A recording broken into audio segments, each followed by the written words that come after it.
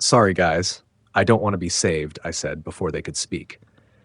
Two men in black robes were standing on my front porch.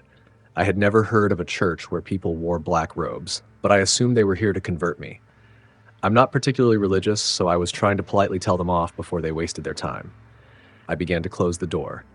"Do you want to be damned?" one of them asked suddenly. It was hard to see either of their faces under the shadowed hoods, so I couldn't tell who was speaking. I stopped closing the door. Why would they ask me if I wanted to be damned? I wasn't sure how this was supposed to convince me of anything. Still, it was interesting enough to give them a chance to explain. "What did you hope to accomplish by asking that?" I asked curiously. "Would I be saved if I listened to you?" Neither of them had visibly reacted to my words. It was like talking to overly dressed mannequins. "No," they replied. "We're not here to save you." They asked again, "Do you want to be damned?" All right, I was invested now. I had to know which religion they were trying to sell here. I fully opened the door. "Why would I want to be damned?" I asked. "It feels like I'm reasonably damned as it is. You should see my paychecks." They didn't laugh. To be fair, I guess I didn't laugh at my paychecks either. "Look inside," one of them said, moving for the first time to hand me a large envelope.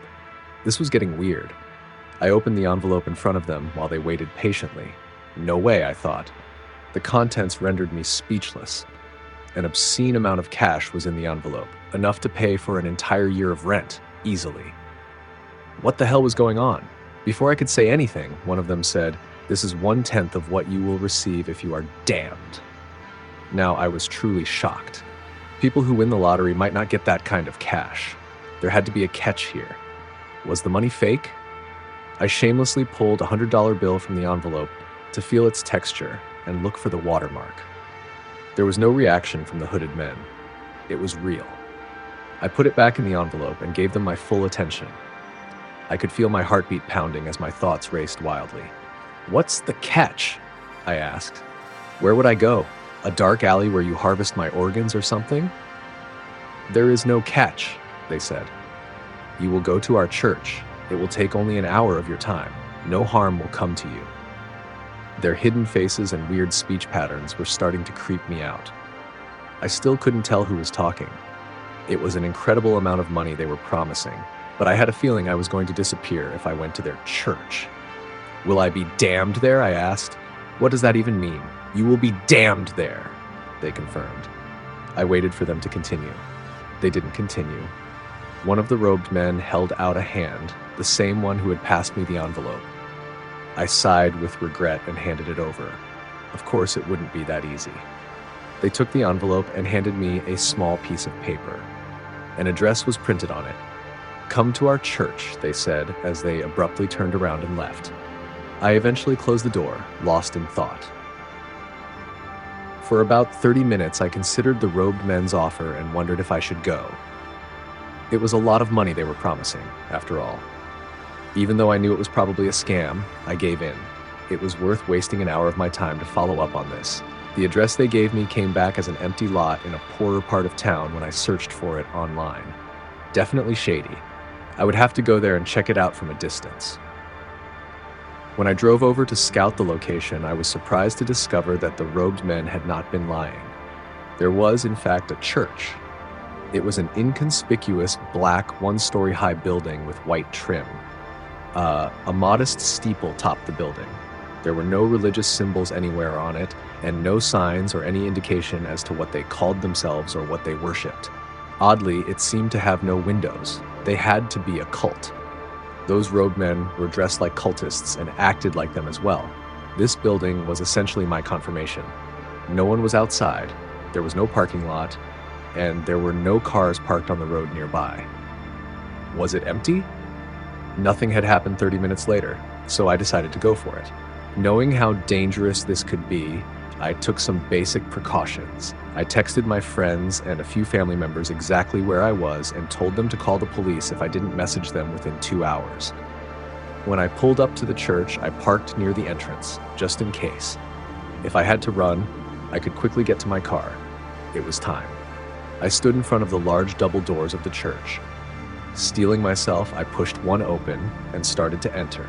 I almost immediately screamed, because a cultist was standing directly inside the door, facing me. How long had he been waiting there? There were no windows on the church. He couldn't have seen me outside. "We've been expecting you," the cultist said in a monotone. "Please, come in." He waved me through the doorway. It took me a second to find my voice as I stepped in. "How did you know I was outside?" I asked, pretending he hadn't just scared the hell out of me. My hands were still shaking. "Are you ready to be damned?" he asked, completely ignoring my question. I had made my preparations before I came in, and they wouldn't spook me away that easily.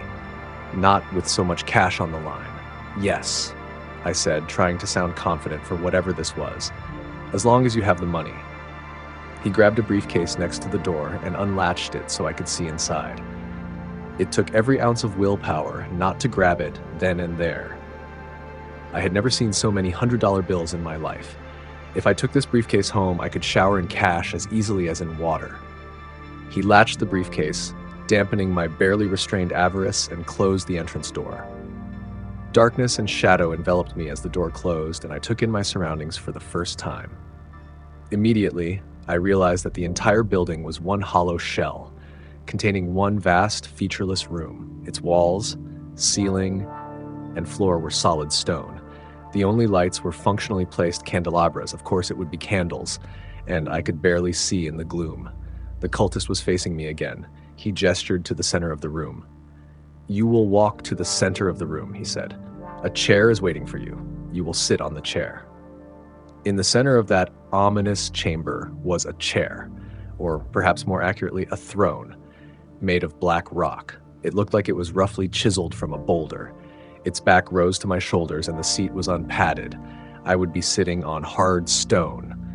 The cultist's hand was still gesturing, seemingly frozen in the air as he continued, "You will not look behind you. You will not move from the chair.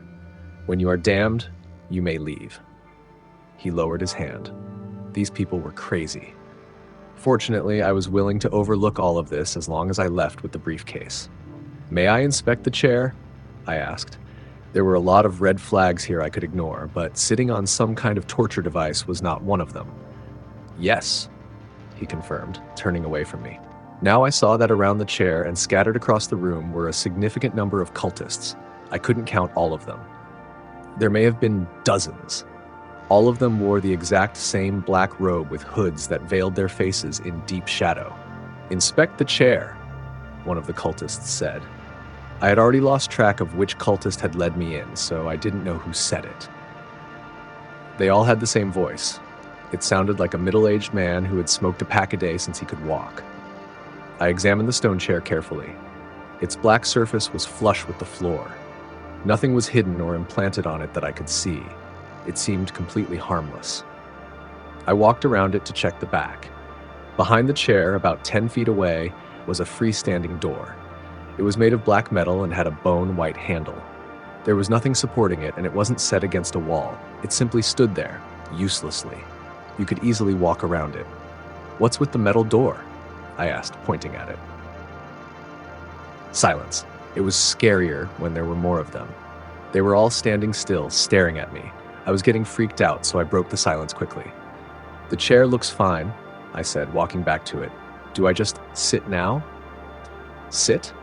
a cultist said. I walked around the chair and took a seat. It was cold and a bit uncomfortable, but nothing unusual happened to me. I began to relax. I could do this. All of the cultists moved at the same time and immediately began to encircle me. They weren't that close, but regardless, I almost jumped from my chair. Apparently, they were giving me no warning. It was time to be damned. When the cultists finished encircling me, they went to their knees, put their hands on the floor, and bowed their heads toward the ground. Silence. None of them moved. I was sitting nervously in the stone chair as they presumably damned me, trying to remember and follow the rules I was told. Don't look behind me. Don't move from the chair. When I am damned, I can leave.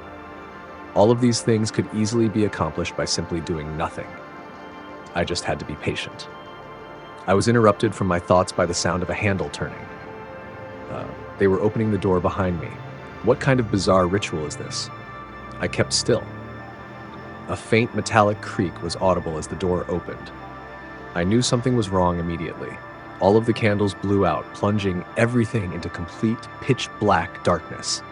Then, as the door opened behind me, my vision was restored as a faint light began to creep into the room. A breeze stirred, carrying fine white dust. It smelled like ash, and I tried not to sneeze. As it started to obscure the room in a murky haze, I realized it wasn't dust at all. It was ash. There had been no ash in the room earlier. I would have seen it on the ground. Where did it come from? Ash began to flow faster through the air and circle the room, orbiting the door. Since the door was so close to where I sat, it seemed like an ash tornado was revolving around my chair. Then I heard the whispers. They were faint, but it sounded like there were hundreds, maybe thousands of people talking in hushed voices behind me. I couldn't make out what they were whispering. Something touched my shoulder. That was too much.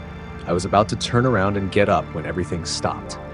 The ash settled, I felt nothing on my shoulder, and the whispering faded away. A clicking noise came as the door behind me closed. Candles flared back to life, relighting the room. The cultists stood up at the same time, and one of them approached me. "It is done," he said. "You are damned." That was it. I had only been there for around 20 minutes. What did they get out of this? The cultists led me out the front door and handed me the briefcase. I had to make sure they didn't switch it out on me. Popping the latches, I peeked inside. The banknotes peeked back. Is this actually happening? I thought as my heart thundered in my chest. Well, I said, trying not to pass out. That was easy. I managed to latch up the briefcase. Do I just go now? Yes, the cultist said simply, dismissing me with a wave of his hand. He watched me stumble away. As I opened my car door with trembling fingers to get in, he said one last thing. "We'll see you soon," the cultist promised, his expression hidden in the darkness under his hood. Not likely, I thought, as I entered my car. It was time to quit my job. This was the best day of my life. I was suddenly rich beyond my wildest dreams, and I could do anything I wanted. After I quit my job, I let myself relax and enjoy the beginning of my new, stress-free life. Soon, I would start planning how to spend my money. It took about a week for it to begin. I was walking through the park one evening when a lady with no eyes jogged past me. What the hell? I jumped, startled, and turned to look at her. She was now too far away to see her face. I thought maybe I had imagined it and headed home. The next day, I entered a convenience store to buy some milk. I glanced at the cashier and casually noticed that he had no eyes or nose, just smooth skin where they should have been, as if he never had them. I made it about 5 steps into the store before I stopped. Realization of what I had just seen sank in. I started shaking. I imagined it. Taking a deep breath, I turned around. "Need help with anything?" the cashier asked with his mouth. He had a very normal mouth. Skin covered the rest of his face. I screamed and ran to my car. It took me a week before I had the courage to leave the house again. Going out my front door, I began walking to the park to see if I could catch glimpses of people from far away. I had to know if their faces were human. Halfway there, I turned a corner and almost bumped into someone walking in the opposite direction. "Oh, sorry," he chittered, his gaping vertical maw bristling with razor-sharp teeth. I couldn't even react. My heart had frozen in my chest. My breathing stopped. This hideous monster stood still for a few moments, overwhelming me with terror, before shrugging and continuing past me.